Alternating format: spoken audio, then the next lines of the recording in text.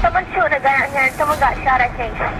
Some girl's on the ground saying she's paralyzed, and I think... It is the worst school shooting in American history. Shotgun and blow your damn head off! I'll rip off your head! Police uncovered a troubled teen's elaborate plot to kill his family and open fire at his school. They did not expect to come out of that alive, die in the incident, either from police bullets or by their own hand. My son Dylan and his friend Eric killed 12 students and a teacher. Columbine High School, 1999. On April 20th, 1999, one of the most devastating school shootings occurred in Columbine High School in Colorado. Students Eric Harris, 18, and Dylan Klebold, 17, both studying at Columbine High, attacked their school, executing 12 students and 1 teacher, injuring 24 others, and traumatizing thousands of students. The crime took less than 10 minutes, and the 2 students ultimately turned the weapons on themselves, avoiding any form of justice. The aggressors had already committed a string of crimes prior to the incident, and to no surprise, with a troubled history. Both students experienced bullying and being excluded by other students, which amplified their anger and animosity. Harris, the older of the 2, created a website in 1997 to post first-person shooter games like Doom, Doom 2, and Quake. However, he later repurposed his website and transformed it into his imaginary hub. He'd have the most disturbing fantasies about shooting people around him, specifically a classmate named Brooks Brown. Brown's parents contacted authorities after receiving the threatening letter. Unfortunately, the enforcement wasn't able to file a search warrant on Harris's household.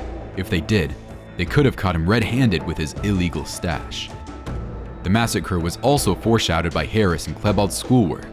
They both used violent themes in their creative writing projects. Harris wrote a paper on school shootings titled Guns in School in December 1997, as well as a poem from the perspective of a bullet.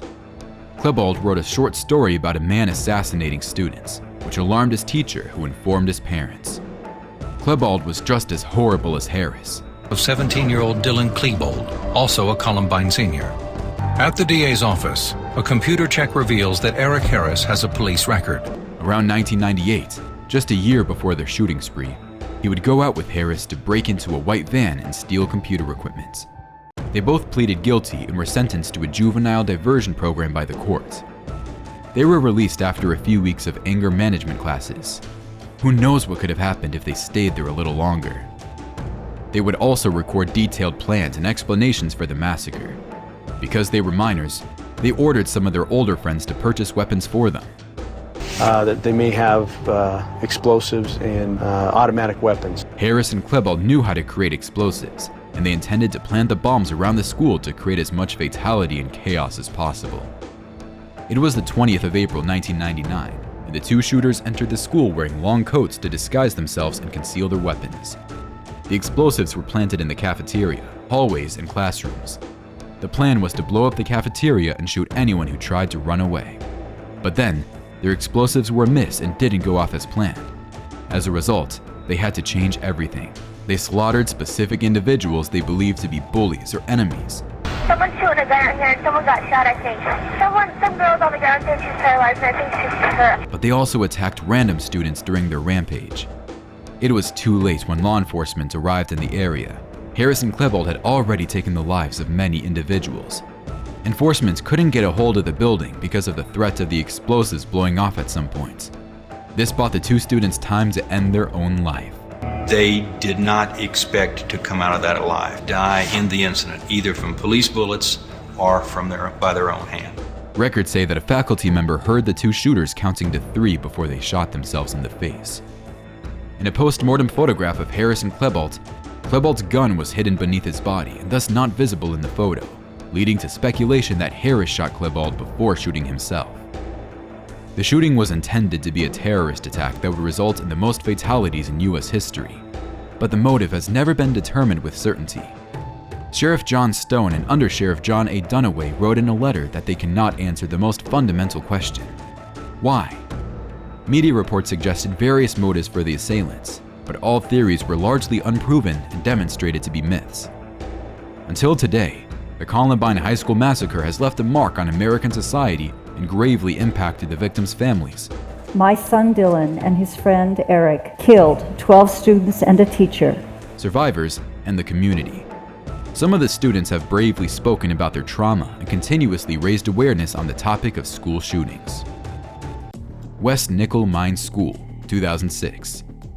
On October 2, 2006, Charles Roberts, a deranged 32-year-old man, shot 10 girls and took the lives of 5 at an Amish schoolhouse in West Nickel Mines. Roberts entered the school grounds at around 10 a.m. and asked a teacher named Emma Mazuk and other students for a missing Clevis pin on the road. Survivors recalled him mumbling the words and not making direct eye contact while speaking.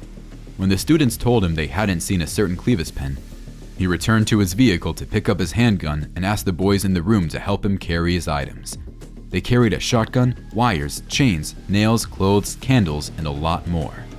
They also found a 180-page notebook for a killing spree that was to have started with Ledoux's own family.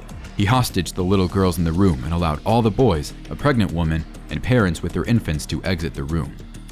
The first call to 911 was received at 10:36, and soon after, law enforcement and emergency medical teams have arrived. They asked Robert to surrender his firearm, but he ordered them to leave. The little girls know the danger they were in, with one survivor saying that she and her sister volunteered to be shot first to spare the others. Her sister was slain on the spot. They were only 13 and 11. After Roberts fired his weapon at the children, he turned the gun on himself and took his own life. The Washington Post reported that police and coroner accounts of the children's injuries differed dramatically. According to Pennsylvania State Police, Roberts shot his victims in the head at close range, firing 17 to 18 shots in total, including the one he used to take his own life as police stormed into the school through a broken window. Janice Ballinger, a deputy coroner, counted at least a dozen shotgun pellet wounds in one child before transferring the investigation to a colleague. Robert had a wife and 3 children, and they all received a note from him before the incident. Co-workers also mentioned a change in his behavior for the past few months before the incident. While in the schoolhouse, Robert called his wife and admitted that he had molested young female relatives 20 years before.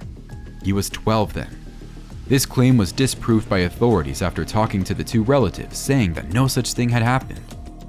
As for Robert's motive, authorities failed to see any link between him and the schoolhouse. Members of the Amish community visited and consoled Robert's widow, parents, and parents-in-law. One Amish man reportedly held Robert's sobbing father in his arms for up to an hour to comfort him.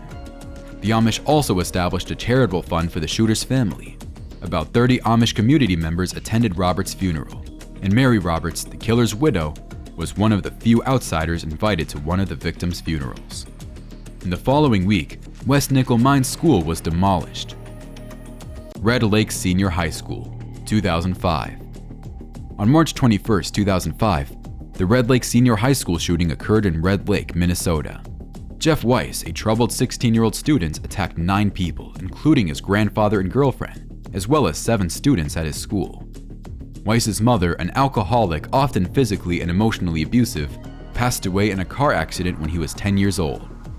As a result, he was admitted to a nursing home, and Weiss was forced to live with his father's family, which included his grandfather and his 32-year-old girlfriend. Police investigators began searching for a motive behind the shootings. According to their findings and media reports, Weiss was often bullied or teased in school by classmates. Weiss was unhappy with his life in Red Lake, thinking it was out of his control. During these years, he became close to his grandfather, who gave him his own bedroom. Weiss was said to get along well with his grandfather until he shot him.